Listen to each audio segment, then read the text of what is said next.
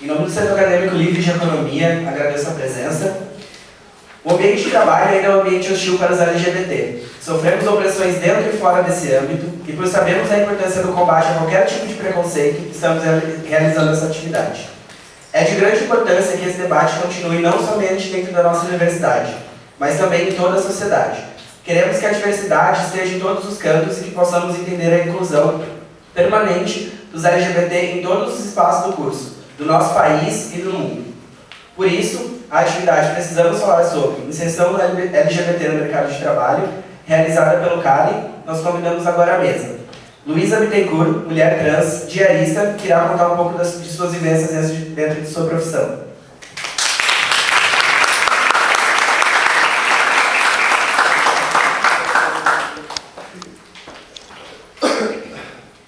Maurício Pereira Gomes, doutorando de programa de pós-graduação interdisciplinar em Ciências Humanas da UFSC e pesquisador do Núcleo de Identidade, Gênero e Subjetividades, desenvolve pesquisa sobre trajetórias de vida de viados em cidades do interior, silêncio e resistência.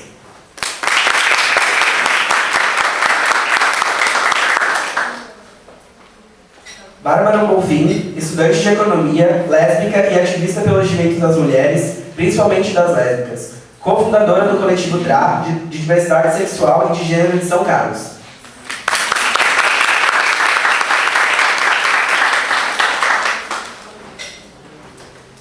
Nós temos mais um componente da mesa que ainda não chegou, que é o Christian.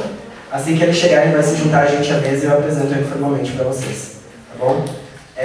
Agora eu vou começar a atividade, dando a palavra para a Luísa. E é isso.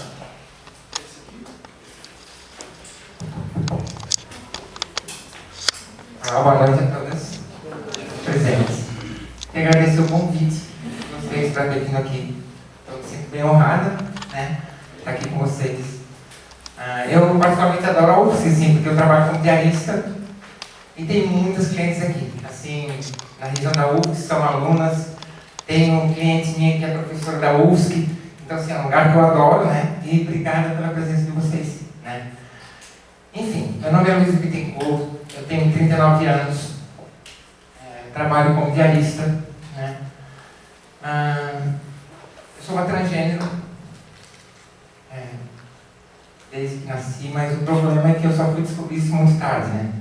Então assim, eu passei por todas as dificuldades que geralmente as pessoas trans passam, né? De não aceitação da família própria, né? Dúvida nossa do que a gente é. Então, assim, foi muito difícil a minha infância, até eu começar a entender. A adolescência foi pior ainda. Foi muita crise, assim, sabe, depressão.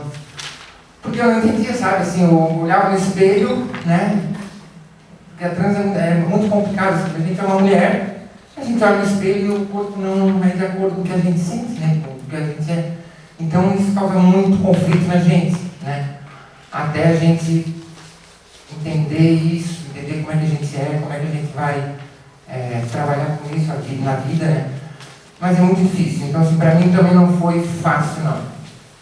Minha vida até os 25, 26 anos foi muito conflitante, né? Teve uma época que eu cortei meus pulsos, assim, estava tão desesperada, assim, né, naquela angústia, naquela solidão, assim, rejeição da família, principalmente. Eu cortei meus pulsos, eu quase morri. Eu fiquei 3 dias no hospital. E minha família, para me ajudar, depois me internou, né? Assim, a hora que eu saí, assim, vão me internar, que ela é louca, né? Assim, foi ótimo, fiquei mais 30 dias internada. Enfim, segui minha vida. Eu não tinha noção do que eu ia fazer, sabe? Porque para trans é difícil, assim, porque a gente tem uma... Eu sempre falo, a gente tem uma exclusão total, assim, geralmente, né? Porque é uma exclusão da sociedade e da família, assim, então não tem a quem recorrer. É muito complicado, né? Tipo assim, as pessoas negras, assim, um exemplo, né? Sofrem preconceito, né? A gente sabe tudo que eles passam, mas depois tem a família, sabe? Para dar o apoio, enfim. As trans que sofrem rejeição da família, não. A gente é excluído de tudo, não tem caminho a seguir, sabe? A gente se vê sozinha. Então, daí passou essa saí da internação, mas eu tava com muitos conflitos na minha cabeça. Eu disse, o que eu vou fazer na minha vida, né? Eu preciso sobreviver, sair de casa, né? Enfim, eu segui o caminho da prostituição também. Nada contra quem faz isso, né? Por necessidade, geralmente. Eu fiz também. E foi péssimo, assim, porque eu sou igual uma criança, sou bem tola, né? Então, assim, não me dei bem nessa vida, né? Mas, enfim. Então, foi um período bem difícil, muito difícil mesmo, né? Passei por aqueles períodos de loucura, de drogas, querendo fugir da realidade. Enfim, todos os caminhos ruins e difíceis eu segui, né? Eu só comecei a,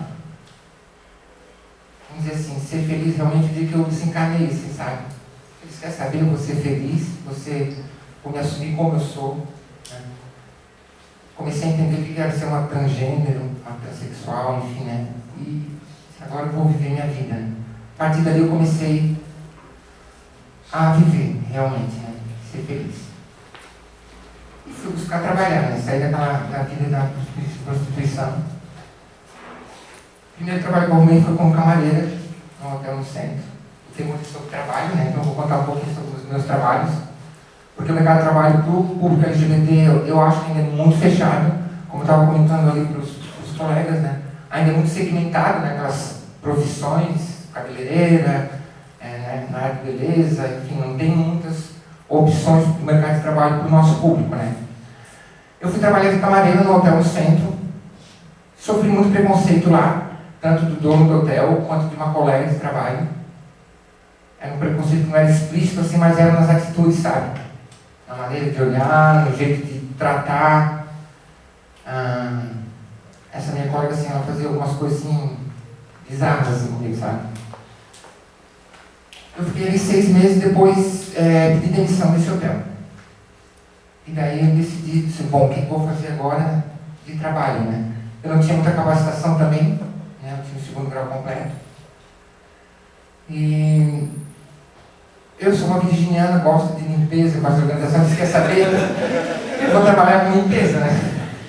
E aí eu ganhei um emprego de doméstica. E foi muito legal. Foi uma família que eu trabalhei lá no centro, perto do Gramado Shopping.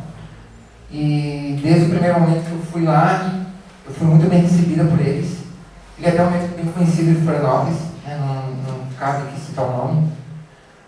Mas assim, foi muito bom, assim, depois de tudo que eu passei, entrar na casa de uma família, assim, sabe, eles tinham uma filha também, e eu disse, meu Deus, eu me senti assim muito importante, né? E fazer uma coisa que eu gostava, né? Foi muito bom trabalhar com eles. Mas no começo eu também fiz, porque eu sou assim, eu sou muito organizada, mas também sou a mais avoada que tem, né? Na primeira semana que eu fui trabalhar, eu querendo mostrar serviço, né? E aí era uma casa chique, assim, eu disse, meu Deus, tem que cuidar para não quebrar nada, né? Tinha uma cristaleira lá que era a parede toda, assim, na sala, eu disse, meu Deus, se eu respirar aqui vai quebrar isso aqui. Passava uma manhã limpando com os cristais, né? E o dono, e o meu patrão, ele é médico, ele era aquelas pessoas que são gourmet, assim, sabe, que gostam de cozinhar, fazer aqueles pratos elaborados, né? E gente rica, engraçada, assim, porque eles usam um utensílio para cada coisa, né? É um para descascar batata, um para descascar cenoura, um para cortar em bolinha, né? Para ficar aquele monte de louça, né? A gente lá em casa, uma colher e uma faca, eu faço tudo para eles. Enfim, mas era bem difícil. Ele era muito assim, com as coisas de cozinha dele. Um dia eu cheguei lá de manhã, fui lavar aquelas louças tudo, né? E tinha uma travessa lá com uma gordura, né? Eu disse, meu Deus, uma gordura aqui dentro, vou jogar isso aqui fora, né? Ai, meu Deus, quando ele acordou, eu disse, ô louco, cadê aquela travessa que tinha aquela gordura? Eu disse, aquela gordura velha eu joguei fora. Era um tal de prato francês que ele fazia. Nunca me esqueço do nome do prato, é confit de pato. É a gordura do pato que deixa as coxas do pato marinando ali. Mas como é que eu sabia? Joguei tudo fora, né? Eu disse, eu vou ser demitida, né? Enfim, mas no fim deu risada, né? E saiu. Fiquei quase 2 anos com eles. Assim, foi muito bom. Eles se mudaram de cidade, queriam me levar junto. Eu disse, não dá, eu vou ficar por aqui. Choraram quando eu fui embora, né? Quiseram aumentar meu salário, eu disse, não vou ficar por aqui, né? Mas foi uma história muito legal lá com eles, sabe? Tenho muita saudade deles. Quando eles foram embora, eu disse, bom, vou seguir no mesmo caminho, né? Que tá dando certo, né? Eu disse, vou ser diarista.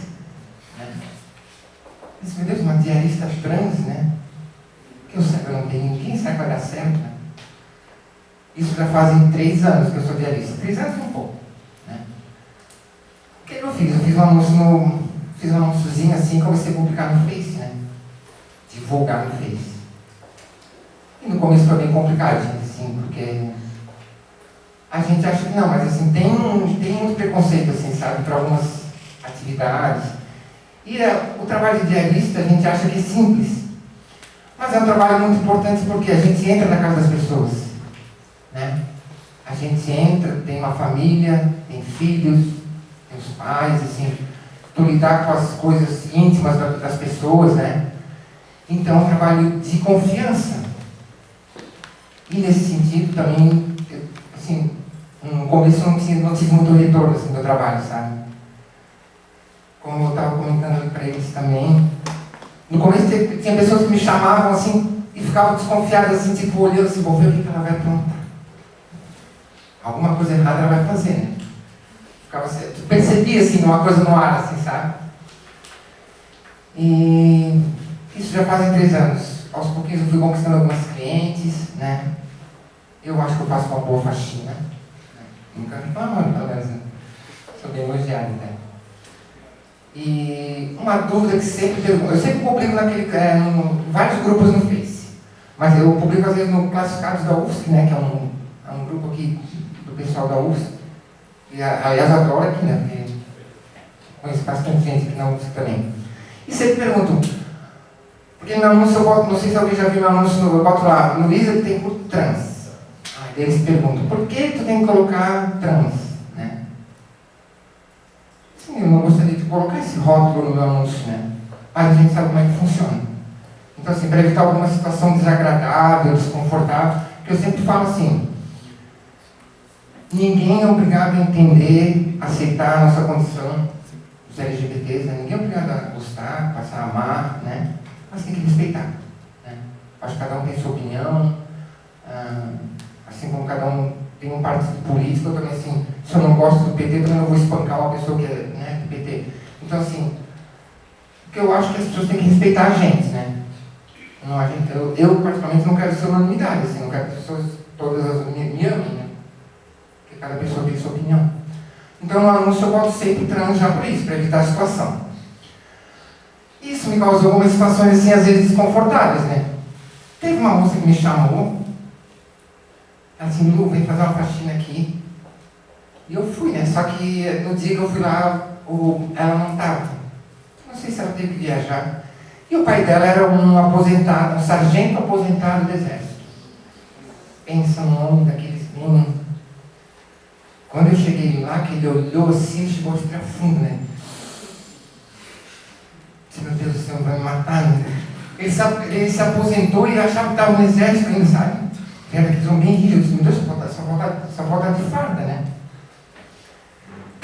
Daí eu percebi aquela situação, disse, o senhor não quer que eu volte outro dia? Disse, é melhor, né? Porque eu vi também que ele não ficou nada confortável com a minha presença, né? Tá bom, volta outro dia, assim, daí estava ajeitando minhas coisas, daí disse, não, mas já que estás aqui, né, faz a faxina aí. Mas ele era muito engraçado, assim, né? Porque eu pedi uma esponja, daí ele disse assim, uma esponja, vamos lá. Daí ele fez uma promoção da esponja, ele deu uma esponja da pia para fazer faxina, disse, agora eu vou te promover para a pia. Disse, meu Deus, esse homem tem a cabeça, né? O exército na cabeça, né? Está promovida para a pia. Promoveu uma, rebaixou a outra para a limpeza. Né? Ficou aquela coisa do exército, da rigidez do exército, assim, disse, meu Deus, daqui a pouco ele vai mandar fazer flexão aqui, né? Daí assim, tu limpa o banheiro, depois tu limpa a cozinha, depois tu limpa o banheiro do meu gato.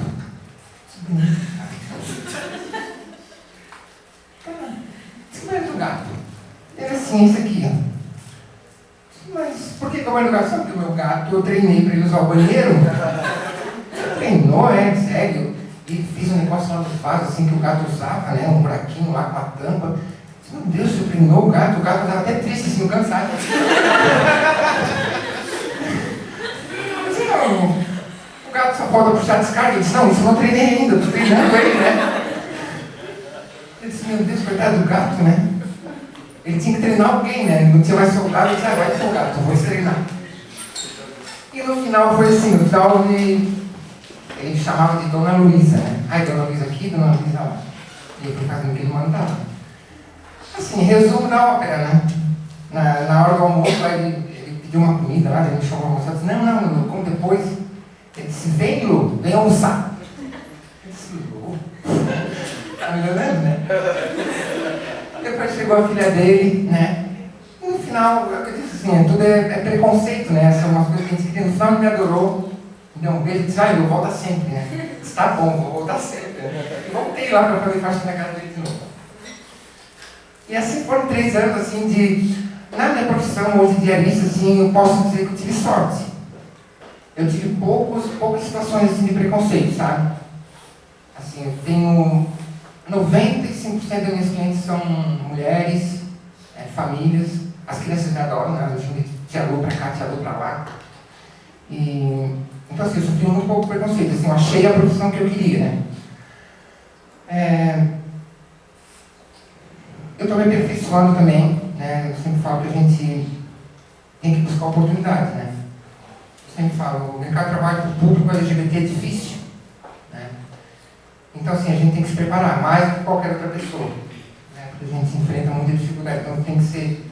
Quando eu fui ser diarista, eu sou diarista ainda, eu vou ser a melhor diarista que pode ter, né? Não sei se sou melhor, mas sou muito boa. Sim, me considero uma excelente diarista. Então, assim, eu acho que a gente tem que buscar sempre oportunidades, se capacitar. Eu estou hoje fazendo um curso de maquiadora, estou quase me formando, faltam 2 aulas. Eu fiz um curso de bartender também, então assim, estou buscando algumas outras possibilidades, né? Estou me capacitando, né? Eu tenho um curso superior que está incompleto ainda, eu tive que trancar, mas a hora que der eu vou continuar em gestão de recursos humanos. Então, eu sei que a gente precisa buscar... As oportunidades são poucas para o nosso público, né? Então, a gente tem que se capacitar. Mas, se a gente eu acho que, se a gente quiser, a gente busca o nosso espaço. Assim, não é fácil. São poucas oportunidades, ainda tem muito preconceito. Mas a gente não pode desistir, assim. Eu acho que se capacitar e correr atrás dos seus objetivos, né? Foi o que eu fiz. Eu não critico as pessoas... Tem muitas amigas que vivem da prostituição, não digo, né? Acho que cada um sabe o seu caminho, mas assim, eu vivia à margem da sociedade, né? E chegou um dia que eu disse, eu não quero mais ficar à margem da sociedade, eu quero me inserir nela, né? Eu vou enfrentar, quero me inserir e correr atrás do meu espaço. Hoje eu me sinto feliz no meu trabalho, estou buscando coisas melhores para mim. Deixa eu contar mais uma história. Tem uma história engraçada, que eu sou muito avoada, né? Já falei para vocês. Eu tive que fazer uma faxina lá no centro, daí eu subi no 6º andar, entrei assim, daí a cliente me atendeu, não, é aqui a área de serviço, não sei o quê, me apresentou-se meio rápido para mim, daí eu lembrei que eu não tinha botado o cartão na Zona Azul, né? Eu disse assim, espera só um pouquinho que eu tenho que descer lá para botar o cartão na Zona Azul, que eu esqueci. Ela disse, não vai. Eu desci e voltei, né? Quando eu voltei, cheguei na porta, né? Tinha uma daquelas cobras de areia, assim, sabe? Eu disse, meu Deus, que cobra é essa? E entrei no apartamento, tinha uma velhinha no sofá, no telefone, né? A velhinha olhou assim. Marilda, eu não estou bem, não. Meus remédios não estão me fazendo bem. Daí eu olhava, eu entrei no apartamento, achando que era o apartamento que eu estava, né? Eu entrei para toda, ninguém respondeu. Eu fui no quarto lá, já abri a janela, né? Passei pela sala e a velhinha no telefone olhava assim, meus remédios não estão me fazendo bem, assim, fazendo pesadelo. Ela ficou ali no telefone, acho que até hoje ela tinha uma visão, né? Eu uma travessia olhando meu apartamento, né? Deve ser um remédio muito bem. Fui lá na área de serviço, peguei as coisas, fui na cozinha. Mas eu fiquei em casa, meu Deus, cadê a moça que me chamou, né? Não dá. E a velhinha olhando assim no telefone, né? Eu saí correndo para sofisticada, assim, então, assim, eu tenho muita situação engraçada, assim, na minha profissão. Graças a Deus, poucas situações de preconceito, de algum tipo de violência, graças a Deus, nunca passei. Minhas clientes me adoram. Como eu falei, eu adoro minha profissão porque é uma profissão que as pessoas confiam em mim. Eu tenho uma cliente aqui bem pertinho da UFSC, aqui no lado, que ela tem uma empresa, eu tenho a chave da casa dela. Isso é muito legal, né? Uma pessoa deixar a chave da casa dela, eu atendo há quase 2 anos. A maioria das clientes que eu atendo não ficam em casa, trabalham fora. Então, assim, eu tenho muito orgulho da minha profissão hoje. Graças a Deus eu busquei meu espaço de trabalho. Como eu falei, estou buscando melhorar. Mas, graças a Deus, estou bem feliz. Eu falo para vocês, né? Buscar oportunidades, se capacitar, não é fácil. O mercado de trabalho, eu acho que tem muito ainda, tem muito que quebrar muitos tabus, né? Acho que ninguém pode ser julgado pela maneira que se veste. Eu acho isso, sei lá, a roupa que a pessoa veste não tem nada a ver com a capacidade dela, a capacidade de exercer uma atividade, mas as pessoas te olham e já fazem um pré-julgamento de ti, né? Isso é muito complicado, isso eu acho que tem que acabar. A gente não pode deixar de estar lutando, né? E é isso, pessoal. Vou deixar meu recado para vocês. Agradeço por terem disponibilizado esse tempo para me ouvir. E obrigado a vocês todos.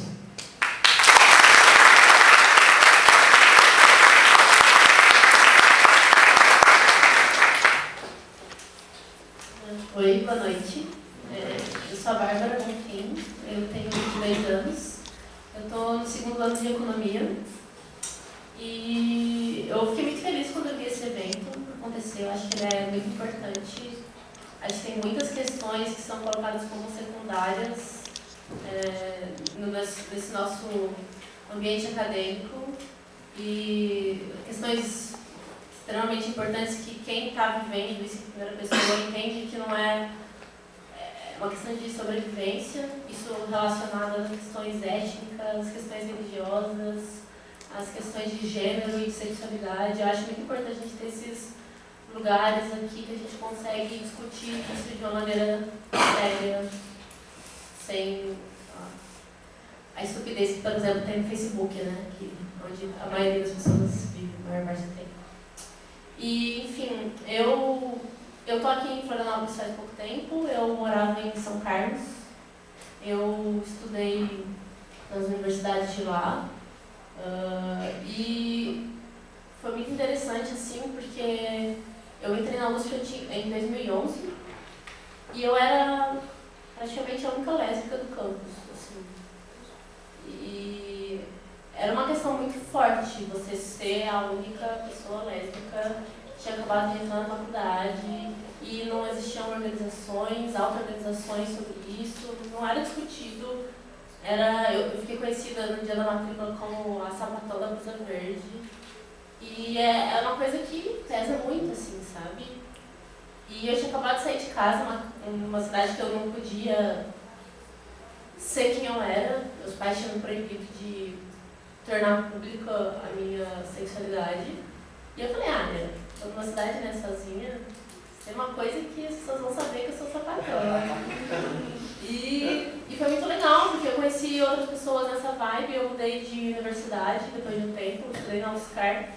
E era um ambiente muito à frente da USP nesse sentido. Por causa da existência de cursos de humanas, né, o campus de São Carlos da USP é só de engenharias, então é bem fechado, assim.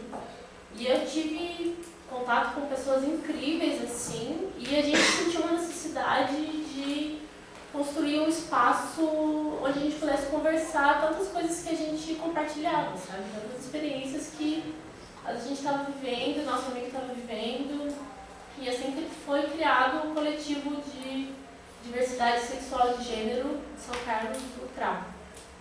E foi muito legal que inicialmente ele começou como um ambiente mesmo para troca de informações, e naturalmente ele virou um espaço de ativismo e de ação, sabe? A gente construiu coisas incríveis, assim, na universidade. A gente movimentou uma coisa e criou algo que era muito apagado, e a gente sempre tentando fazer a ponte da universidade com a comunidade, que eu acho que é algo extremamente importante, a gente levar esse nosso discurso aqui de mil xerox para a comunidade e ouvir o que essas pessoas têm a falar pra gente, né? Porque ficar nos livros não é suficiente, assim.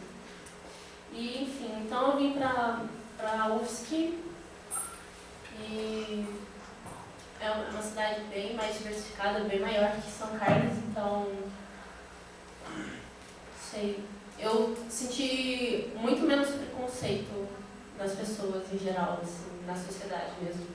Eu sou noiva, eu moro com a minha noiva há 2 anos. Ela tem uma filha que mora com a gente. Então,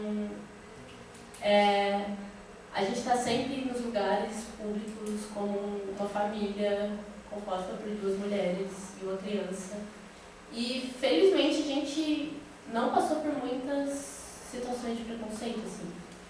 Só que eu tenho plena consciência que isso é por causa de todos os privilégios que nós duas temos, né?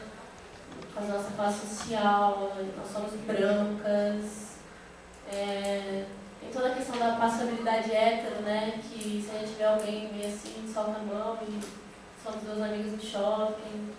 Que é uma coisa muito triste, talvez para você que é hétero, você não vai entender como isso é triste, mas é algo que dói muito ter medo de ser quem você é. Enfim, e aí eu vi esse evento, eu fui reclamar dele, e as pessoas me chamaram para participar, e eu quis vir aqui falar um pouco da minha experiência, tentar trazer também, fazer um recorte das lésbicas nessa questão LGBT, porque as lésbicas, elas sofrem a questão da identidade sexual, elas sofrem preconceito por causa disso, mas duplamente a questão de gênero por serem mulheres. Elas passam por todos os percalços que a mulher passa e aí ela ainda é lésbica, então ela tem a sua feminilidade rejeitada, e não feminilidade no sentido fêmea, assim, mas a sua mulheridade, não sei dizer, rejeitada. Ela tem a sua, assim como os nossos companheiros LGBT, enfim, tem a sua identidade questionada e, principalmente, tem a sua capacidade profissional, sua capacidade psicológica, mental questionada, porque por simplesmente performar ações que são julgadas de alguma forma pela sociedade como desviantes, sabe? Quando eu decidi que eu ia falar aqui, eu comecei a pesquisar um monte de coisas para saber o que eu podia trazer para cá. Porque assim, né, foi alguém no grupo falar, nossa, mas no evento, né, qual a importância disso? Por que o mercado de trabalho se importa, né, com a gente? E aí eu quis também responder essas pessoas, não ficar no meu lugar de conforto, que é a parte social de direitos humanos, né? Porque às vezes alguém não tem esse nível básico, então eu tentei falar um pouco de como que isso implica nas organizações, assim, sabe? Sim, acho que primeiro eu precisava começar a falar o que é o patriarcado, né? Que é um vídeo, que é basicamente esse sistema que mantém e alimenta o poder político, social, moral dos homens em relação às mulheres. É a supremacia masculina, assim, vamos dizer. Tem uma socióloga brasileira, feminista, Releiete Sapiotti, que definiu o patriarcado como um sistema que tornou as mulheres em um objeto de satisfação sexual dos homens e reprodutoras de herdeiros. Ela só serve para reproduzir, criar mais mão de obra e outras reprodutoras. E aí o sistema o patriarcado, ele se envolve com o capitalismo e cria esse sistema, tipo, uma digievolução do mal, assim, que chega no sistema patriarcal capitalismo. capitalista, sabe?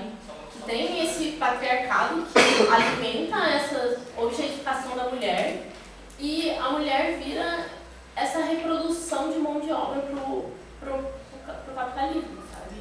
Ao invés do capitalismo estar lá colocando a produção em função da nossa reprodução, a produção que a gente faz em função da sobrevivência da raça humana, a gente coloca a raça humana em função da produção. Então, na Revolução Industrial era muito bom ter vários filhos para poder ter mais gente trabalhando, sabe?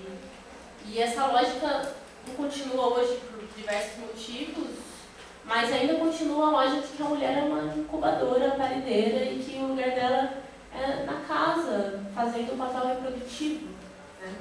Então daí vem também, dessa primeira ideia, vem a subjugação da mulher, né? A divisão do trabalho social é cada vez mais acentuada e reflete o que a gente tem hoje, com as mulheres ganhando 20% a menos do que os homens, as mulheres tendo jornadas duplas e triplas de trabalho e ganhando menos que os homens, e o Temer quer que a gente se aposente com a mesma idade, sabe? Então, são coisas que estão interligadas. E aí vem a questão da lesbiandade, né? É uma mulher que já não devia nem estar aqui, e que além de estar aqui, ela não faz o mínimo que ela foi feita para fazer, que é estar aqui disponível para um homem, né? Que é absurdo isso, né? Como pode? E é baseado nesses preconceitos que a nossa vida é tão difícil, né? E aí eu quis trazer um pouco da questão organizacional e como que é a interação disso. Porque hoje tá lindo, né? Nossa, a Avon faz propaganda, todo mundo tem uma política de diversidade. Nossa, se tem um funcionário gay, que ótimo, tipo, melhor empresa, sabe? E a gente sabe que o buraco é mais embaixo, sabe? Que embora os discursos sejam lindos e a promoção da diversidade seja feita para todo mundo que quer ouvir, isso não garante que a pessoa lá dentro do ambiente de trabalho está sendo respeitada. Isso não garante que está sendo agradável ou que ela tem as mesmas chances de sucesso e de evolução profissional quanto uma pessoa heterossexual, sabe? E isso acontece principalmente porque o discurso está totalmente separado das práticas empresariais. Enquanto a gente está falando que, nossa, diversidade, a parceira da funcionária da empresa não tem direito ao plano de saúde, não pode ir na confraternização da empresa. Mas não é porque ninguém proibiu, mas é porque todo mundo estava olhando rindo no ano passado, sabe? Quando uma mulher é colocada numa posição de poder, nossa, ela vai ser questionada. As suas decisões vão ser questionadas e todas as suas atitudes vão ser revisitadas. Por isso que a Luísa falou, a gente tem que tentar tanto ser o melhor possível e correr atrás e, assim, entregar aquele trabalho impecável para... então, era o mínimo que podia ter feito. Enquanto qualquer homem hétero, branco, ia ser, tipo, aplaudido por causa disso, sabe?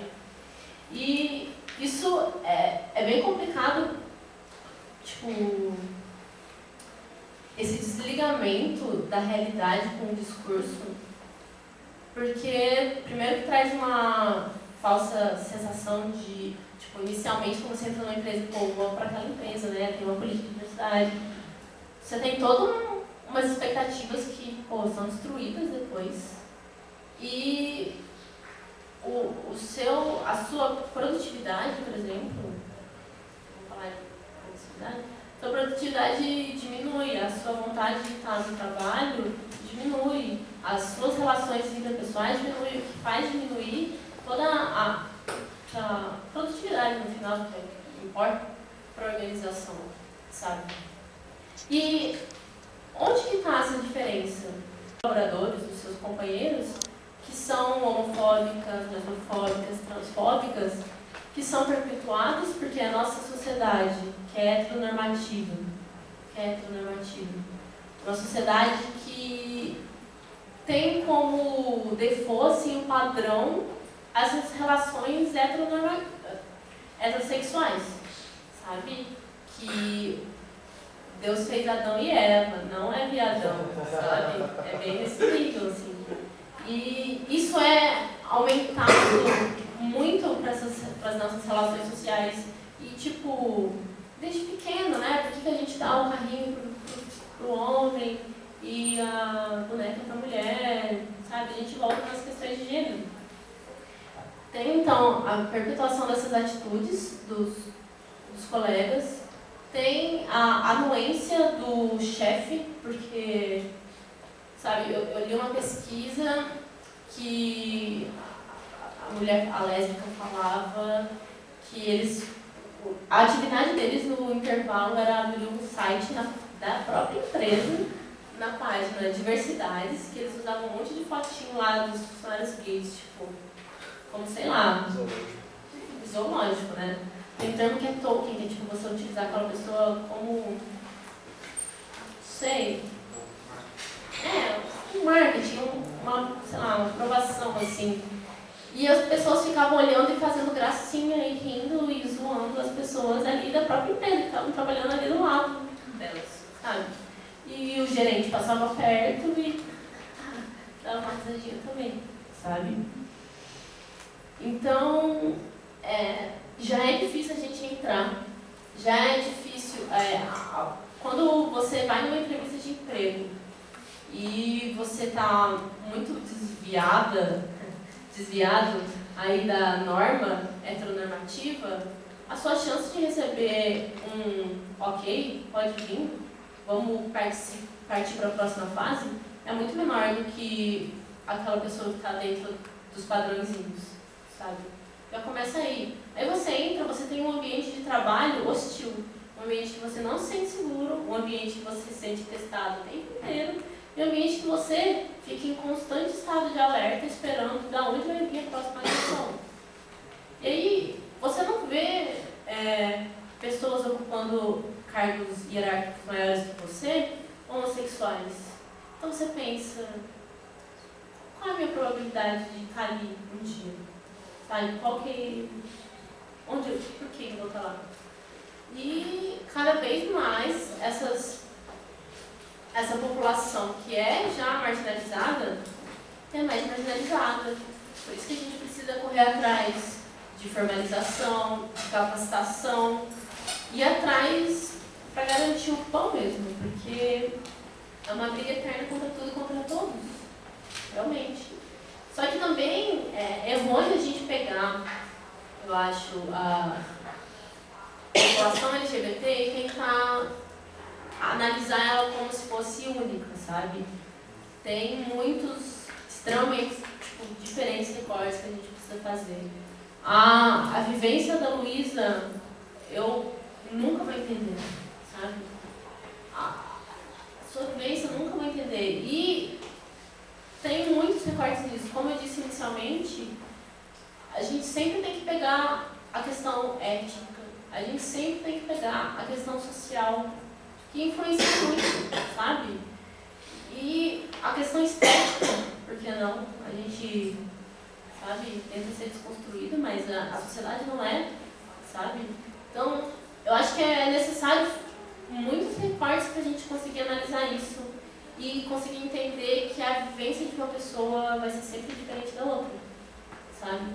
Só que, eu não sei quantos héteros tem aqui, mas eu quis muito pensar assim, em uma fala que eu conseguisse mostrar para as pessoas que não vivenciam isso como é cruel, assim, sabe? Como pode ser, porque, sabe, da mesma forma que você tem olho verde e o meu é castanho, você é heterossexual e eu sou lésbica, sabe? Só que essa é uma questão que influencia a nossa vida profundamente, para sempre, sabe? A gente se afasta da nossa família, a gente não consegue criar vínculos profissionais, porque das duas uma, ou a gente fica no seu campo para se proteger de represálias, ou você finge que é hétero e você não vai conseguir trabalhar por muito tempo em um lugar, tipo, ficar alimentando isso. E se você conseguir, isso vai ser uma tortura psicológica extremamente profunda, sabe? Então, pô, sabe, se você é hétero, não faz aqueles comentários tipo, ai, tudo bem ser gay, só não precisa ficar beijando na minha frente, né? Não sei o quê. Sabe, tipo, tenta entender que as pessoas são pessoas antes de tudo, sabe? E que, pô, tem argumentos de direitos humanos, tem argumentos morais e te dou argumentos organizacionais de como que a empresa acaba perdendo dinheiro porque tem um ambiente hostil para um trabalhador, sabe? Eu acho que é isso que a gente aqui, como economistas, administradores, enfim, toda a gama de pessoas, enfim, pessoas que vão entrar no mercado de trabalho em algum momento, e se não vão estar envolvidos diretamente, vão estar trabalhando com, eu acho muito importante a gente ter essa noção de como a vida do outro é diferente, sabe? E, sei lá, pense duas vezes. Qual é a intenção de uma pessoa que fala, nossa, por que importa para a sociedade os direitos humanos? Sabe? Enfim, eu fico meio revoltada com essas coisas. Enfim, e aí eu também queria falar que, sim, é uma bosta, as coisas, a gente está sujeito a muito chumbo, muito pesado mesmo. A gente tem que aguentar uma barra grande, tem 1 milhão de adversidades e um ótimo jeito da gente passar por tudo isso é se organizar. Por mais que nós sejamos uma classe heterogênea, nós somos de alguma forma uma classe, sabe? Que tem vivências para compartilhar, tem ações conjuntas que vão beneficiar o todo. E eu acho que o primeiro passo é a gente ter essa noção de identidade e criar um espaço nosso, sabe? Porque a sociedade ela é muito hostil. É muito bom a gente ter um espaço nosso, social, que a gente pode ser nós mesmos, sem medo, sabe? Que a gente pode compartilhar coisas que a gente tem medo de falar para o nosso melhor amigo, porque não sabe se ele vai deixar de ser seu amigo amanhã ou não, sabe? E, inclusive, organizações, auto-organizações, pra gente... Porque, sabe, imagina como seria muito mais fácil se a gente estivesse numa empresa. Claro, tipo, o ideal hoje seria uma empresa totalmente diversa, que todo mundo conseguisse lidar com todo mundo perfeitamente. Enquanto a gente não consegue isso, vamos se auto-organizar, vamos fazer um negócio nosso pra gente, sabe? Vamos fazer acontecer. Aqui na UFSC, no CSE, tem uma iniciativa do professor Irineu, que é o Serviço Modelo, que, sim, eu não sou a melhor pessoa para explicar, mas possibilita a gente estar no mercado de trabalho ali dentro, auxiliando outras pessoas, principalmente cooperativas e pessoas marginalizadas também, como a gente, para auxiliar nesse autogerenciamento, sabe? É uma ótima oportunidade para a gente que está aqui já na universidade, transformar em realidade o que a gente vive, sabe? Enfim, não sei se já deu no tempo. Deu? Desculpa. Enfim, basicamente eu só queria agradecer por todo mundo estar aqui. Não sabia que ia dar tanta gente. Fiquei feliz mesmo, de coração, de ter gente aqui. Tomara que vocês tenham dúvidas, que eu possa responder alguma. E, enfim, são essas atitudes que eu acho que fazem o nosso mundo um pouco melhor cada vez mais. Obrigada.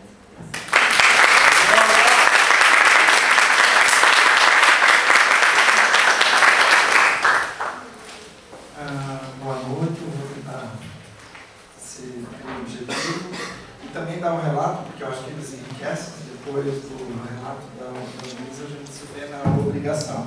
Eu sou colega de vocês porque eu sou estudante do doutorado interdisciplinar e a minha trajetória ela é bem diferente. Eu me formei aqui no CCJ, advoguei por 20 e poucos anos, depois deixei a advocacia e fui para a História, fiz mestrado aqui na História e agora estou no doutorado interdisciplinar. No doutorado interdisciplinar, eu faço uma pesquisa sobre veados, e essa palavra não é despropositada, porque na minha geração, eu tenho 50 anos, quando eu era novinho, a terminologia gay não circulava com a desenvoltura e a normalidade que ela circula hoje. Na época se chamava assim os homossexuais masculinos de viados, essa era a expressão.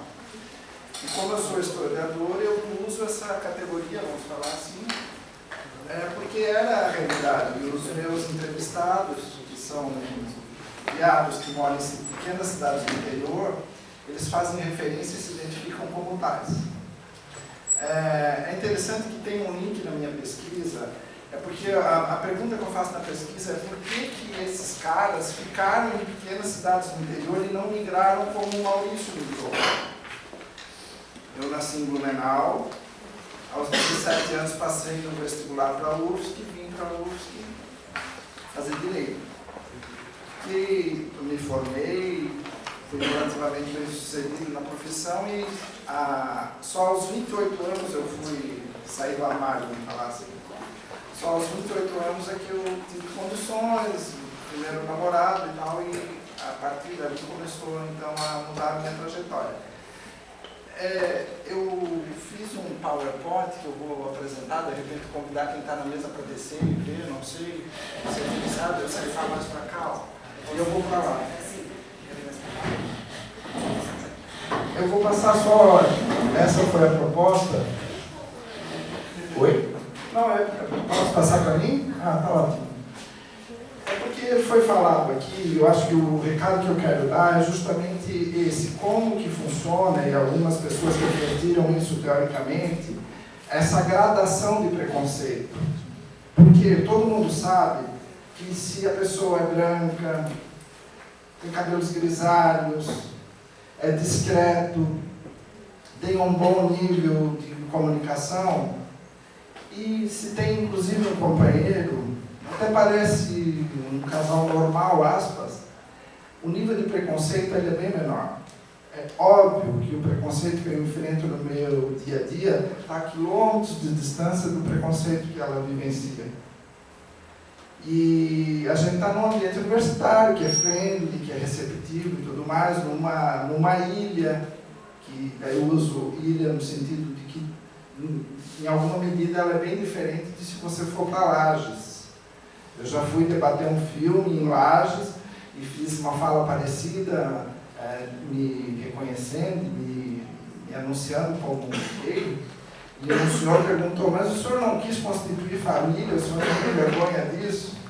Quer dizer, eu vou tentar explorar isso, e não quero que fique maçante, que fique chato, só do ponto de vista teórico, porque eu sou um teórico, estou fazendo doutorado, estou no 4º ano e tenho estudado isso, e trouxe então só alguns elementos que do ponto de vista teórico ajudam a gente a pensar.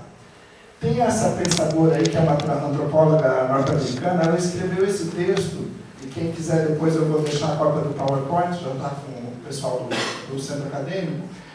Em 1984, ela escreveu esse texto aí, Pensando Sexos, Notas para uma Teoria Radical das Políticas da Sexualidade. Ela foi contra a ideia de que sexo e sexualidade é uma questão privada. A gente tem o ditado, o que acontece em 4 paredes não interessa a ninguém. Realmente, o que acontece entre 4 paredes não interessa a ninguém, mas a sexualidade ela tem um componente político. Por quê? Por causa da sexualidade diferencia as pessoas e dá acesso diferenciado de oportunidades para essas pessoas, discriminando ou abrindo menos portas. E por isso ela diz que a sexualidade é uma questão política. E ela escreveu esse texto em 1984. A AIDS estourou no início da década de 80, estava bombando a AIDS no mundo e nos Estados Unidos, onde ela escreveu. E dela faz essa reflexão sobre essa questão da sexualidade. Por que a sexualidade dá tanta controvérsia, dá tanta disputa e por que isso é importante. E ela diz que então que tem períodos na história que isso é comum acontecer de tempos em tempos, que se discute e há uma renegociação e redefinição do que é aceitável ou não. E a gente vivencia isso. Eu posso falar de testemunha. Eu entrei aqui com 17 anos nessa universidade. Estou com 50, eu acompanhei a diferença da diversidade racial e de orientação sexual dentro da universidade. Quando eu comecei aqui, eu estava super normal, 17 anos, guiei numa sala de 48 estudantes de direito super caretas. Faz alguns meses eu vim participar de um debate, vim falar da viadagem, e daí causa essa expressão, mas ela tem um rigor teórico, ela tem uma seriedade científica, apesar da surpresa inicial, com os estudantes de direito, no mesmo auditório, na mesma faculdade que eu fui tão reprimido lá na década de 80. Então, tem autores que dizem que a sexualidade é um campo de batalha moral e política. Para ter uma noção, ela explica o seguinte, de que a compreensão de que o sexo e a sexualidade é imutável, não tem relação com a sociedade, é uma coisa meramente biológica, acima da história natural, é uma vertente de explicação da sexualidade. E a outra que ela se integra é o construtivismo. A sexualidade é constituída na sociedade e tem história. Vamos lá, a próxima. Um exemplo básico é dessa Margaret Mead, que é uma antropóloga. Ela fez um estudo na década de 1930 na Papua Nova Guiné, e ela viu que nas comunidades daquela sociedade, as mulheres é que desempenhavam tarefas que normalmente a gente considera masculinas. Os homens cuidavam da casa e das crianças, e elas iam caçar, e elas eram as provedoras. Querendo dizer que o que se entende por masculinidade e feminilidade, atributo de mulher e de homem, muda. Outro exemplo clássico de sexualidade tem história. As relações homossexuais, as relações entre homens. Nem existia esse termo, homossexuais, na época da Roma Antiga. Todo mundo sabe que tem registro na história, está no vaso greco-romano, que os senadores, os políticos, eles iniciavam os cidadãos e essa iniciação envolvia sexo entre homens.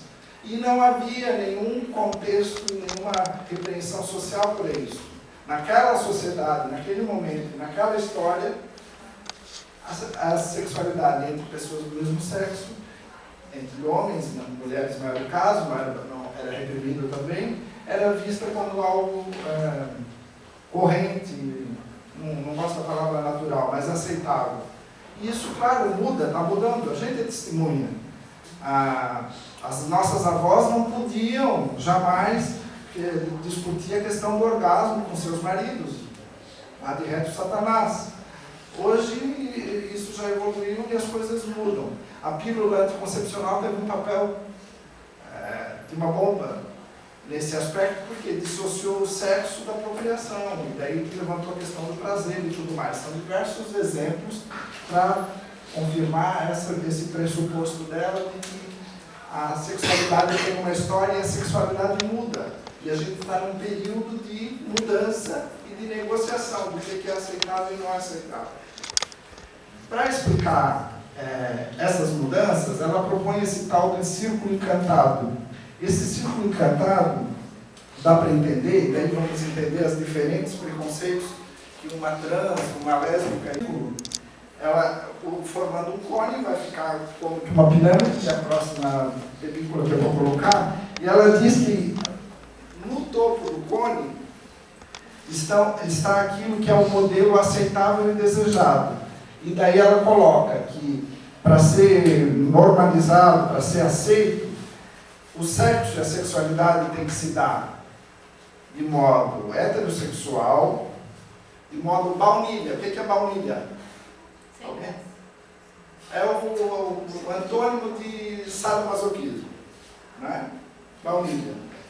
Apenas corpos. Apenas corpos. Ó, sexualidade também é cultura. Apenas corpos. O que significa isso? Sem brinquedos. Pô, botou um brinquedo na história, já está esquisito. Depois esse negócio já cai no conceito. Feito em casal, dentro de uma relação que seja livre, que seja procriativo e monogâmico. Essas palavras que eu falei estão aqui no centro, que é o desejado. E na base do cone, então, o oposto, o que seria? Não procriativo, no lugar de livre por dinheiro, no lugar de um casal sozinho ou em grupo, em uma relação, o antônimo sexo casual. E mais? Eu esqueci de mencionar, dentro da mesma geração, se é geração diferente, já começa a ser visto com maus olhos, principalmente se for uma mulher mais velha com um homem mais novo, né? Diga-se de passagem. Baunilha, já falei, que seja feito dentro do casamento, monogâmico e com fins procriativos. Outro elemento é em casa, tá aqui dentro em casa, e no parque ou fora dentro de casa. Sem pornografia aqui dentro e com pornografia fora. São elementos do universo da sexualidade que aqui no centro estão na base, no topo do cone, e à medida que eu me afasto desse cone, vai se estabelecendo uma hierarquia. Tudo bem, aqui já ficou tudo mais fácil. Aqui no topo dessa pirâmide,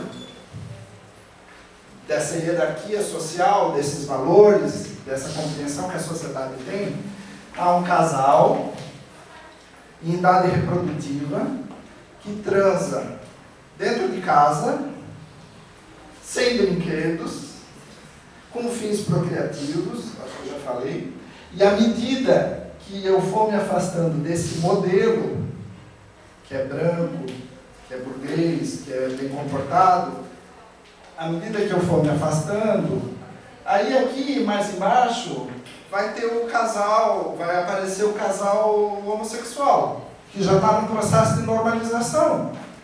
Já tem casamento civil no Brasil, por força de decisão do Supremo, mas se tem um casal aqui, branco, discreto,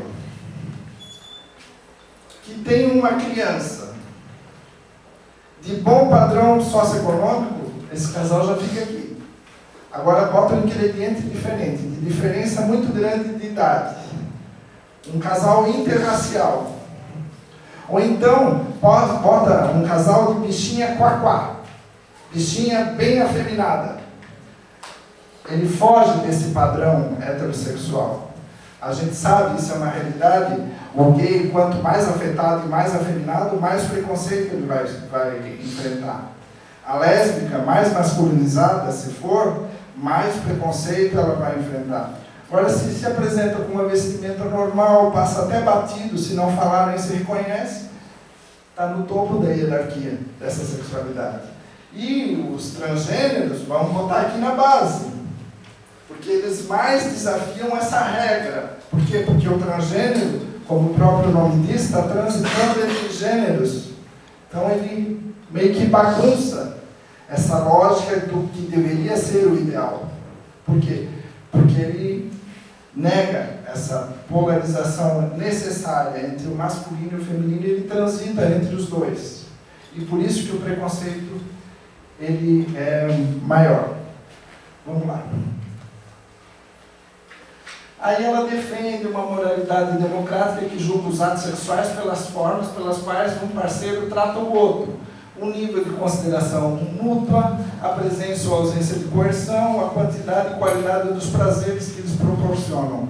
Uma ética sexual pluralista que considera o conceito de variação sexual como benigna. Ou seja, é consensual, tem consideração mútua, está dando prazer para os dois, são de maior, estão fazendo porque querem, estão se respeitando, ótimo, manda ver. Tem que mudar, o nosso mundo tem que mudar, a legislação tem que mudar, a sociedade tem que mudar. É o que ela defendia em 1984, no auge da AIDS. Tem que ter um olhar positivo para essa variação sexual. Então ela foi uma super...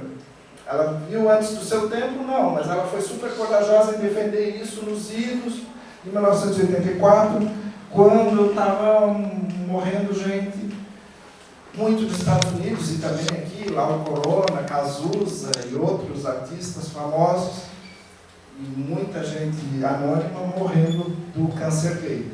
E ela faz essa defesa nessa época. A outra categoria, que é um nome que assusta, é interseccionalidade, que é essa ideia que a Bárbara colocou, que eu posso pensar aquela pirâmide, só que ela fica mais complexa ainda se eu botar elementos outros que determinam. Por exemplo, o elemento racial. Um casal de lésbicas, se uma é branca e uma negra, imagina que tem já o preconceito por ser mulher. Tem o preconceito por ser lésbica. E daí também tem o preconceito misturado pelo fato de ter uma negra na relação. Outros elementos, a deficiência física, eu posso estar derrapando na terminologia, um casal homossexual ou um casal de trans, sendo que um deles tem alguma deficiência física, a questão estética, ou outros elementos, religião, origem social, origem, por exemplo, um casal de que um deles tem um sotaque carregado do Ceará e uma larga diferença de idade. Então, esse termo é usado nas ciências sociais para trazer esses elementos, para ressaltar esse elemento. Olha o nível de comparação: Maurício, classe média, branca, professor universitário, doutorando da Universidade Federal de Santa Catarina, morando em Florianópolis. Olha uma situação. Um dos meus interlocutores, dos meus entrevistados, cabeleireiro, super afeminado, mulato, que mora na cidade de Imbituba. O nível de diferença de oportunidades e de discriminação. Então, esse termo, interseccionalidade, ele é útil para pensar isso. E que, além da discriminação de gênero e de sexualidade, tem outras coisas que se misturam. E uma delas, no caso dos gays, é o afeminamento. Quanto mais afeminado, maior o preconceito. E é isso que é uma das perguntas da minha pesquisa, porque são viados de cidades pequenas do interior, afeminados, que não vieram para Florianópolis ou para outra cidade maior. Então eu me pergunto por que eles não migraram e como que foi isso deles serem reconhecidos e se reconhecerem como viados em pequenas cidades do interior. Vamos lá, rapidinho.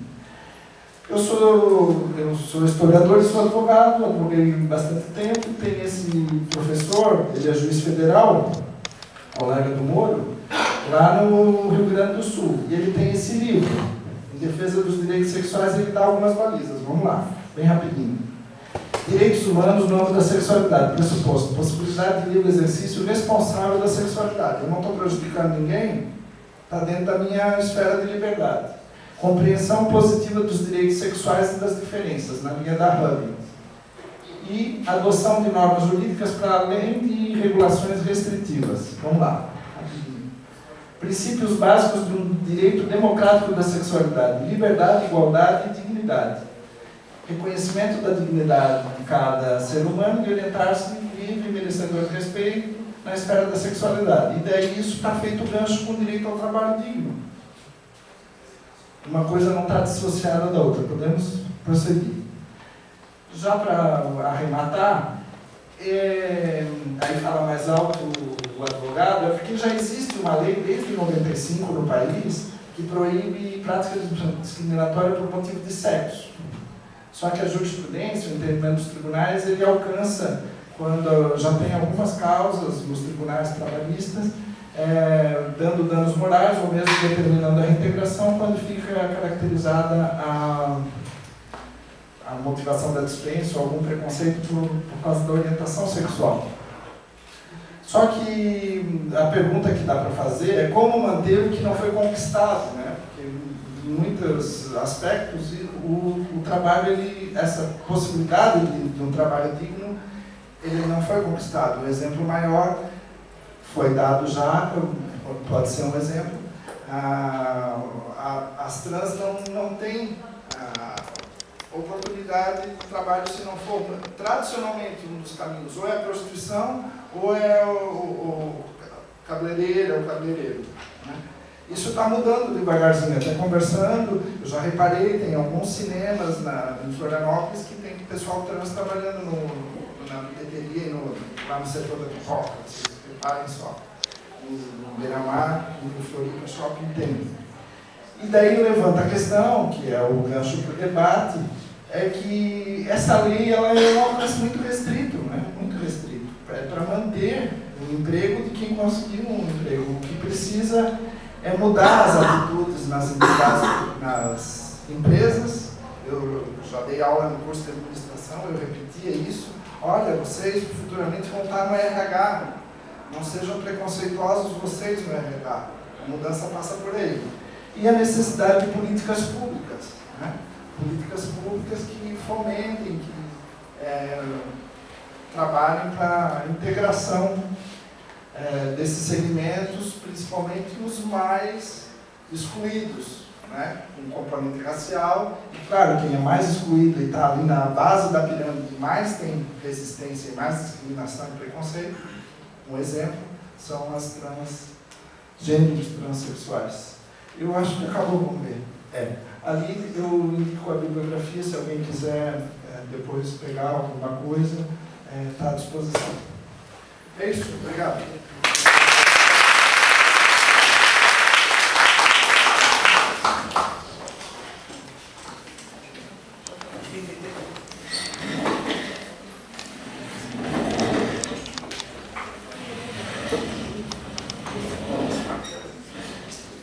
Oi. Pessoal, dando seguimento, agora eu vou chamar o Christian para subir a mesa.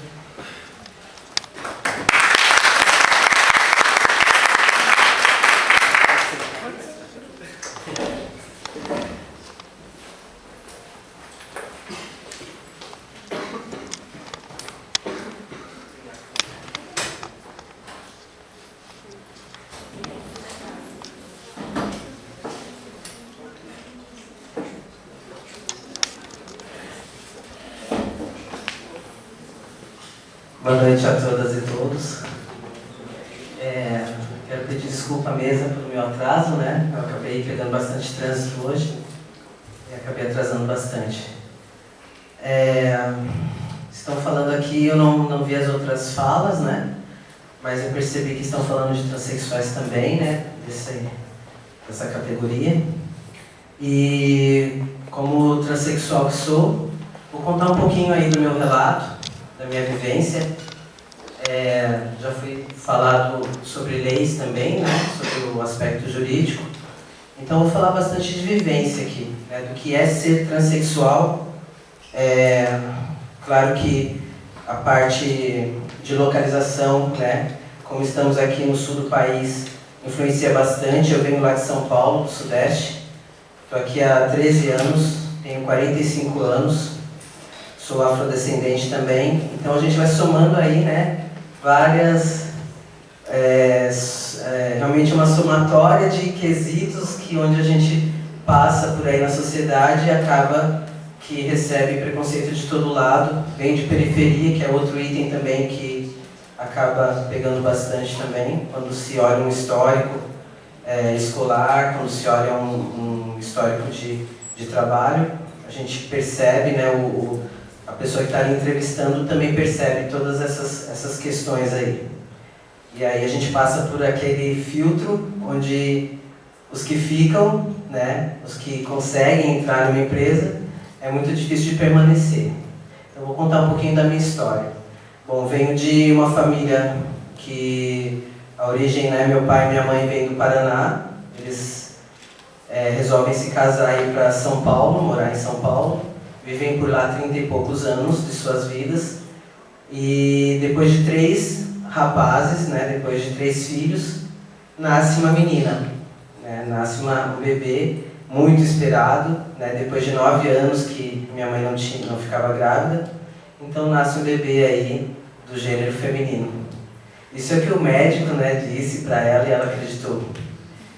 E a partir daí tem toda aquela expectativa, né, da menina nascida depois, o que eles dizem, né, antigamente temporão, né, que é uma pessoa que nasce depois de muito tempo, que a mãe não engravida. Então fui o menino caçula aí, mas cresci, né, sendo a caçula e a princesinha da casa, né, isso é o que esperavam de mim.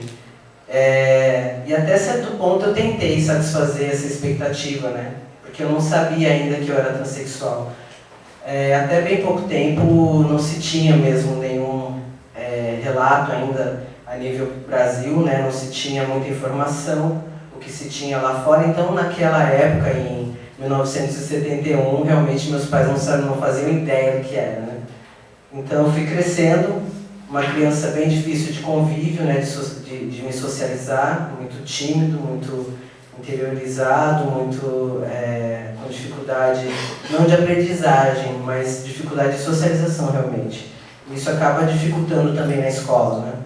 Então, repeti de ano várias vezes, naquela época se repetia de ano, então se fazia de novo a série e tal.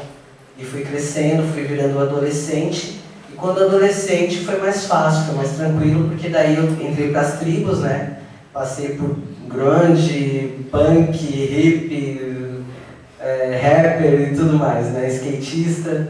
E aí eu fiquei um pouco mais confortável na minha situação, porque daí eu podia vestir as roupas masculinas, eu podia... a minha mãe ainda era costureira, então quando criança ela queria colocar as roupinhas de menina em mim realmente, mas eu sempre tivemos um conflito muito grande diante disso. Então durante a fase de adolescência aí foi mais fácil, mais tranquilo. Eu consegui emprego fácil, comecei a trabalhar com 15 anos de idade. Com os 18 já comecei a trabalhar com registro em carteira, né? Trabalhei em vários setores, né, do comércio. Não trabalhei na indústria, mas lá em São Paulo tem bastante indústria também. E realmente eu não fiquei um ano sequer desempregado, né? Tenho uma carteira aí bastante vasta, meu currículo bastante vasto de experiências profissionais. Me destaquei bastante, né, naquela época, naquela figura, naquela configuração feminina ainda. Eu me destaquei perante os meus setores, né, os setores que eu passei por ali. Fui líder de equipe, fui galgando aí vários cargos bons, né. Nunca ganhei grande coisa, porque o salário para uma mulher realmente é bem abaixo, né, do que se ganha um homem, infelizmente. Mas eu pude aí me manter, né, junto com a minha família, claro. A gente manteve um padrão de uma sociedade, de uma classe média baixa, né, mas conseguimos nos manter aí, não passei necessidades. Mas, chegando aqui, depois de 13 anos, há 13 anos atrás, né, chegando aqui em Florianópolis, aqui no sul do país, eu me descobri trans, né, porque houve aí uma série de questionamentos da minha parte, comecei a frequentar psicólogos e tal, e eu me descobri trans, né? Então, a partir daí é que eu comecei a ter mais dificuldade para arrumar emprego. Primeiro que antes de aplicar os hormônios, né, que a gente aplica para ter essa figura um pouco mais com que a sociedade lê, né, como masculino. Então eu tinha ainda alguns aspectos femininos e me colocava já como transexual, já tinha escolhido um nome social, né, que a gente utiliza para poder nos adequar a essa nova realidade. E dentro quando eu ia para as entrevistas, né, no trabalho, quando a gente coloca no currículo o nome social e a pessoa se depara com a figura que ainda é meio andrógena, já existe aí um questionamento muito grande. Se depois disso, eu nesse aspecto, também coloco o meu nome social e não tenho ainda os meus documentos certificados, isso é uma outra problemática, porque daí também chega ali na entrevista, a pessoa que está entrevistando, se ela não tiver um preparo, se ela não tiver aberta a realmente conhecer meu lado profissional, né, não só os aspectos aparentes que ela observa, realmente ela vai começar também ali, ou ela me manda embora para casa e depois me liga e nunca mais me liga, né? Ou ela até pede para que eu fique, eu passo lá por uma dinâmica de grupo e ali eles descartam, né? Então é isso que eu venho enfrentando de 4 anos para cá, né? Com 4 anos para cá foi que eu comecei a me hormonizar, foi que eu comecei a aplicar os hormônios e ter esse aspecto mais lido como masculino. E desde então nunca mais eu tive uma carteira assinada, né?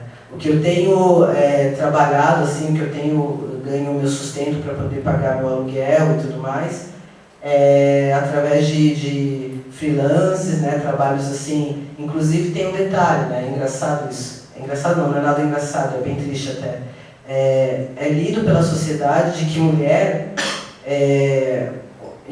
se não consegue um grau elevado de, digamos assim, um cargo de chefia, de gerência, de supervisão, né, cargos sêniores, enfim, se coloca essa mulher, ou esse aspecto feminino, né, que está escrito lá no meu RG, não na minha figura, mas no meu RG, é espirrado da classe trabalhista lá para aqueles empregos que a gente chama de subempregos, né, que infelizmente é lido assim, que é cuidar de crianças, é fazer trabalhos domésticos, né? Tem muitos dos meus amigos que estão em cárceres privados, estão dentro de casa fazendo trabalho doméstico, outros estão servindo a uma sociedade que realmente não consegue observar o nosso aspecto profissional, não consegue observar nossas potencialidades, né?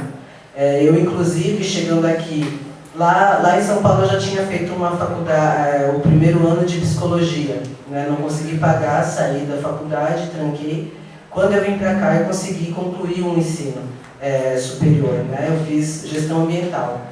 E depois disso ainda fiz uma especialização em transformação de conflitos, que foi dado pela UniBR, lá de São Paulo, juntamente com a Unesco, uma parceria aqui em Florianópolis. Eu participei como integrante bolsista dessa especialização, então tenho um grau de especialização, inclusive, fora todas as minhas experiências profissionais que tive lá em São Paulo, e mesmo assim é rejeitado o meu currículo no quesito, né, de cargos aí para disputar no mercado com todo mundo.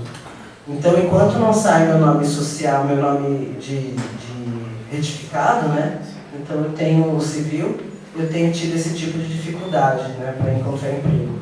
E aí a gente pode contar outras histórias aqui, mas realmente acho que já tem material suficiente para a gente poder notar o quanto isso é importante, né, que é o nome de retificação, a retificação do nome, mas também essa parte de que as pessoas que estão contratando, né, as empresas, elas têm que de repente observar que existe essa diversidade.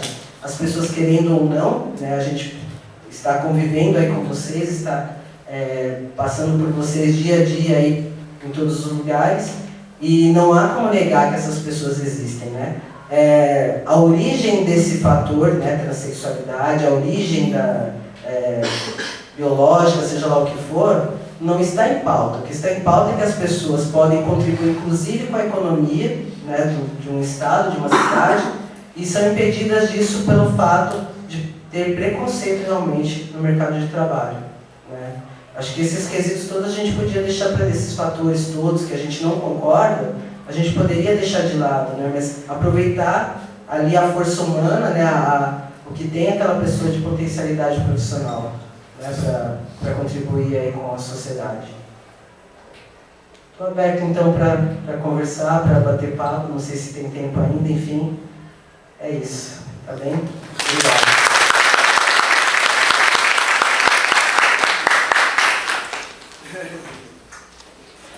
Bom, pessoal, muito obrigado pelas considerações de todos. Agora a gente vai abrir para considerações da plateia. Então eu vou escrever, tá? Levantem a mão, por favor. Quem quiser se inscrever para fazer alguma pergunta específica para alguém, ou quiser fazer alguma consideração. Importante eu dizer que qualquer manifestação LGBTfóbica ou qualquer outro cunho de preconceito, eu mesmo vou sair daqui e tirar a pessoa dele para fora. Tá bom? Mais alguém?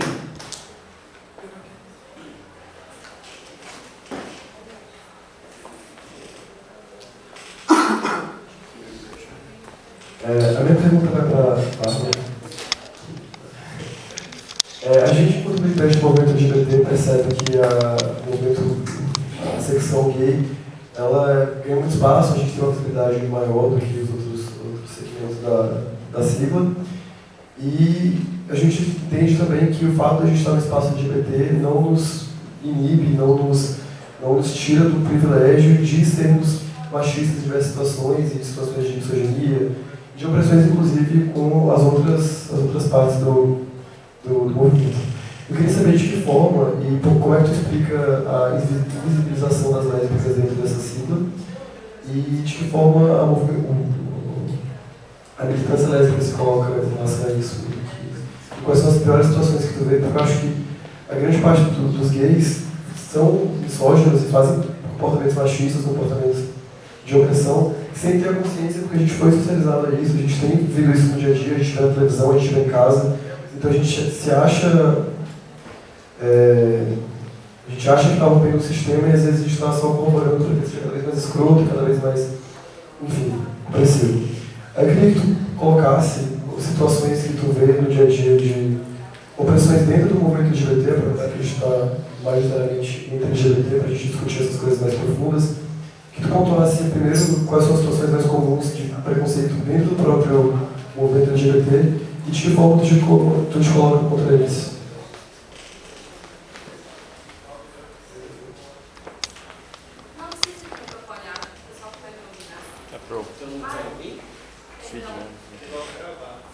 Oi? Ah, tá.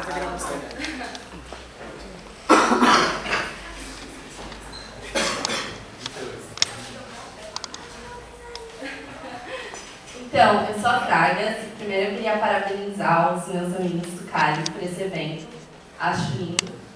Eu sou hétero, mas eu me comovo muito com a luta de vocês. E, assim, eu sou ali do CCJ. A gente tem um espaço acadêmico muito limitado para falar disso, infelizmente. Ainda a gente passa por muito tabu e tal, mas na verdade não é uma questão, não é uma pergunta, é mais uma luz, assim. Hoje, por exemplo, eu estava lendo no Face que tem um juiz que dá aula aí pra gente, que ele é muito massa, o Alexandre de Moraes. Hoje saiu uma liminar que eles concederam o direito de uma menina trans,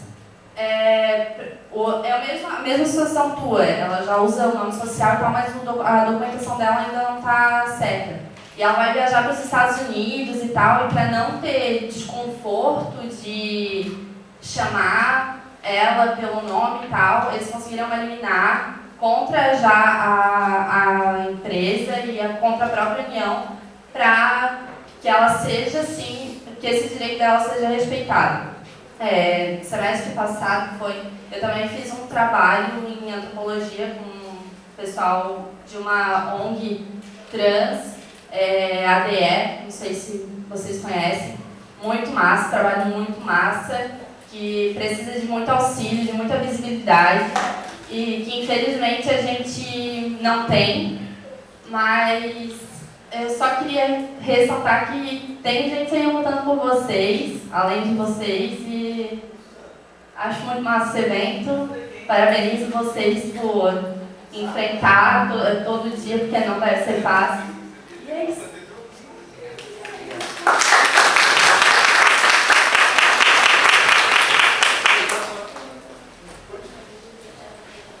Boa noite. Me chamo Joel, estou fazendo intercâmbio aqui na UFSC Economia. Eu queria só contribuir de uma forma bem geral, assim, porque a gente que não é daqui intercambista africano.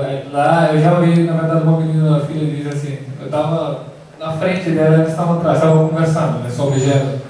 Aí não sei se estava tentando mandar indireta para mim ou estava comentando por alto. Ele diz assim, não sei, lá na África matam os gays, não sei, eu estava discutindo, não sabia se era para mim, alguma coisa.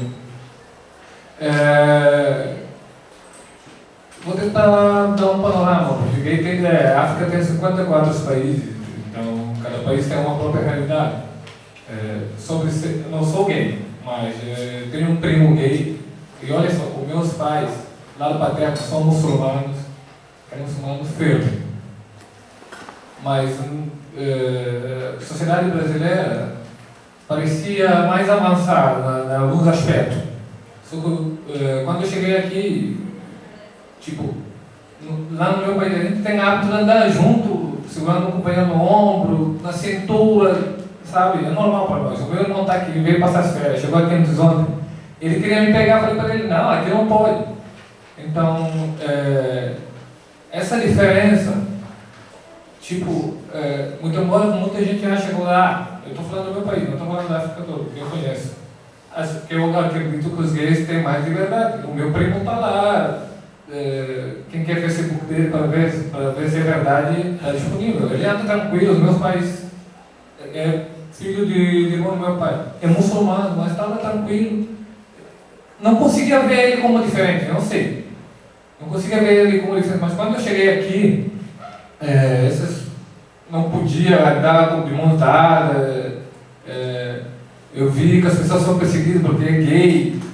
Tipo, eu fiquei surpreso por isso. Quando eu voltei de férias, estou voltando agora de férias, aí eu falava para ele, cara, você não pode ir no Brasil, cara, porque ele é aquele gay mesmo, assim, de... Sabe como é? É mais afeminado, assim. Eu falava para ele, cara, no Brasil, não pode viver no Brasil. Não sei porque essa sociedade é tão diferente. E até hoje, a gente está discutindo isso. O cara tem menos qualificação porque é gay, não vai contratar. Eu acho absurdo.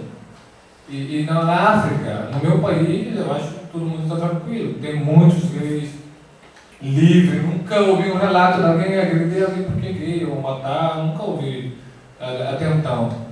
Mas a gente está vendo hoje internet, essa televisão, muita coisa está sendo exportada. Você está vendo, está assistindo televisão, está vendo violência contra gay no Brasil, está sendo copiado. Isso nos últimos tempos. Está vazando vídeos de meninas na internet, assim, com uma velocidade, um pouco espaço de tempo. Daí eu perguntei para o cara, por que vocês estão fazendo isso, esse tipo de coisa aí? É internet, tem vários vídeos de outra parte do mundo de mulheres vazando, então você não está sendo copiando a realidade aí. Então, eu não sei se a gente vai chegar nesse ponto de violência contra o pessoal homossexual, mas até então, no meu país, as pessoas são livres, eu tenho um primo que é gay. Pior que a gente fazia tudo junto, não conseguia ver ele como diferente de mim. Quando eu cheguei aqui pela primeira vez, já estou aqui 4 anos e tal, eu tinha um amigo gay, eu andava com ele de um lado para o outro, todo mundo pensava que eu era gay. Mas eu não via ele como, sei lá, diferente de mim, para mim, ele gostava de outra coisa, eu gostava de outra coisa, a gente era amigo. Mas todo mundo achava que eu era gay por causa disso. Então, não consigo entender por que a gente aceitou tão bem e aqui, com a universidade, mais de 60 anos, ainda tão atrasado nesse assunto. A gente assiste TV, parlamento, é uma briga contra gay, eles não tem que matar não sei o quê. Não consigo até hoje, então aqui não consigo entender essa diferença. Como é que pode a gente lá aceita mais e aqui está tendo essa grande dificuldade de ter universidades há 40, 60 anos de intercâmbio? Obrigado.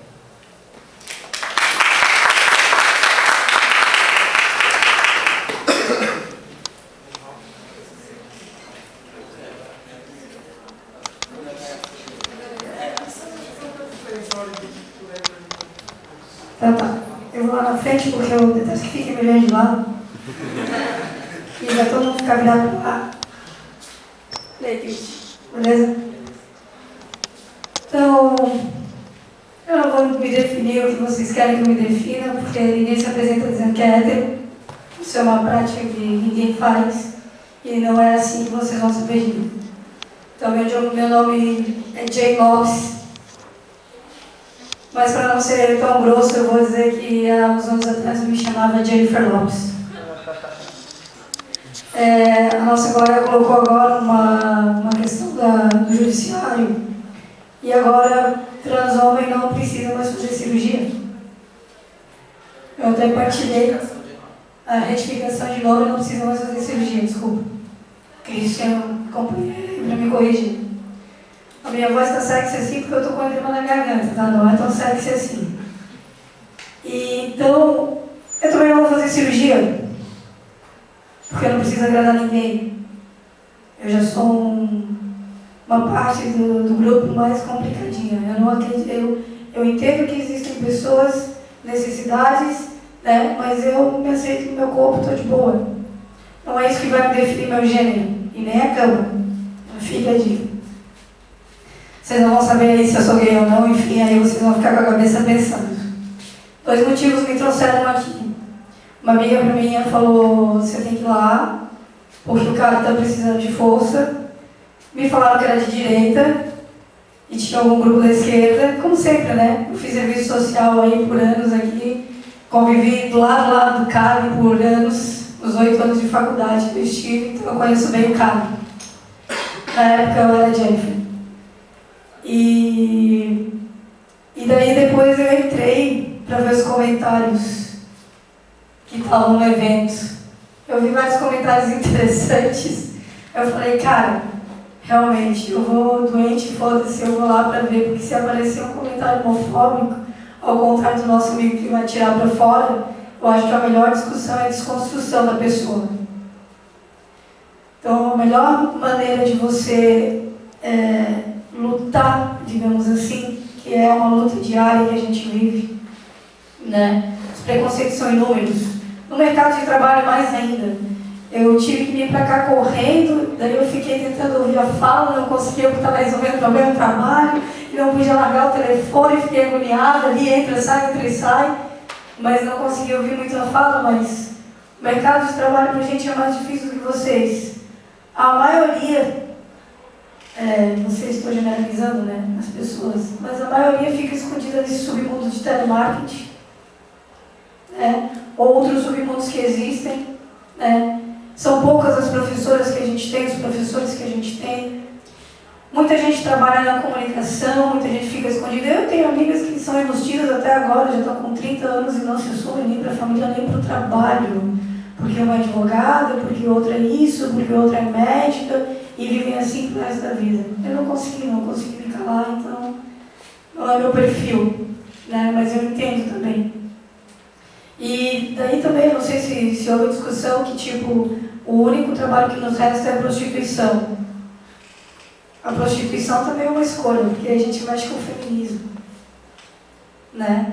Prostituição é um trabalho honesto, é um trabalho digno e é um trabalho. Quem quiser trabalhar na prostituição, trabalha. Eu não consigo, porque aí a agenda lota, daí tem que fazer muita coisa, não deu muito certo. Deu muito certo para mim. Mas é um trabalho digno também. Não sei se esse questionamento foi feito, mas com tantos comentários que eu ouvi antes de chegar aqui, eu queria incomodar vocês com isso. Eu aprendi com minha ex-mulher que se a gente se sente incomodado, a gente tem que incomodar o outro, a gente não pode ficar calado. E desde que eu aprendi isso com ela, eu aprendi a não calar mais a minha boca. Se eu me incomodo, se incomoda mais. Eu tenho mania, cara, se eu vejo um olhar assim na rua, que eu vejo que tá me observando, mas aí eu faço pose, aí eu falo, pode observar. Gostou? Às vezes eu até falo, gostou? Eu incomodo. Minha mãe vive dizendo que um dia eu vou apanhar. Um dia eu vou apanhar, mas eu também sei defesa pessoal. Posso até apanhar, mas que eu vou levar junto. Né? Então a reflexão que eu trago para vocês é isso. Se você vê um comentário homofóbico, se você vê uma atitude homofóbica, não se cala. Mas saiba desconstruí-lo. Na luta, na briga, assim, na porrada, eu já não tenho mais perfil para isso, com quase 40 anos eu já estou abandonando. A gente não resolve muita coisa. Mas no ensinamento, no estudo, digo para vocês, aproveitem. Aproveitem do que vocês estão tendo aqui. Vão fundo. E o quanto vocês mais puderem incomodar e desconstruir, façam isso. É isso que eu tenho a dizer.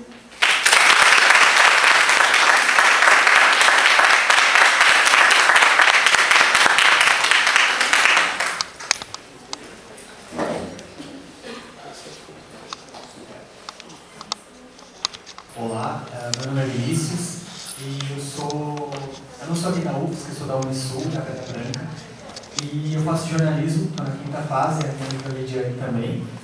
A gente está com uma proposta de um trabalho, um dos trabalhos, né, que a gente precisa fazer um observatório, e aí, dentre diversos temas e tal, a gente queria não só se desafiar, mas também colocar em prática algumas questões que nós já estávamos discutindo e querendo conhecer, não só conhecer, mas como dar visibilidade, porque para quem não conhece o mundo do jornalismo, enfim, um dos objetivos do observatório é trazer a visibilidade a um segmento, a um grupo ou a alguma situação que não está tendo visibilidade, né? Ou se está tendo, não é efetiva, não se concretiza em ações. E a gente se propôs, foi unânime, uma coisa que a gente gostou muito, de falar do universo trans, né? E aí a gente definiu algumas pautas entre políticas públicas, que é uma coisa que querendo ou não, ela é muito forte, né? Ela define muita coisa, ela define muitas diretrizes na sociedade, né? Porque você pode ter o seu nome social, mas até que ponto isso é efetivado nas políticas públicas, né? Você pode ter o seu nome, mas quando você vai na entrevista de emprego, você tem lá o seu RG e não consta o seu nome social, né? Tá no outro, enfim. Então, acaba que isso prejudicando o processo de seleção, o processo de encontrar vagas, o processo, enfim, vários processos. Eu queria acrescentar algumas coisas e também trazer à tona, para não sei se talvez todos já tenham, não estava tão assustado quando ele falou. Aí a gente abriu a cartilha e a cartilha, só para vocês saberem, é uma cartilha feita pelo Sindicato dos Professores da Escola Particulares de Santa Catarina como um todo. E essa cartilha de gênero, só para vocês terem uma noção, se alguém quiser, depois eu posso passar o link também, porque ela está no Google Drive, ela está sendo veiculada tanto nas escolas, nas instituições privadas, quanto em algumas igrejas. Eu vi já boatos de que, eu vi na igreja católica, eu vi essa cartilha, isso e aquilo, mas isso eu não apurei, né? Mas, só para vocês terem uma noção, um dos exemplos que eles dão que caracteriza muito a cartilha como um todo, é de um exemplo que a pessoa fala. Imagine sua filha é mulher, num banheiro feminino, e naquele momento entra um sujeito, um homem, que naquele dia decidiu ser mulher, e ele está usando o mesmo ambiente que a sua filha, que é uma mulher.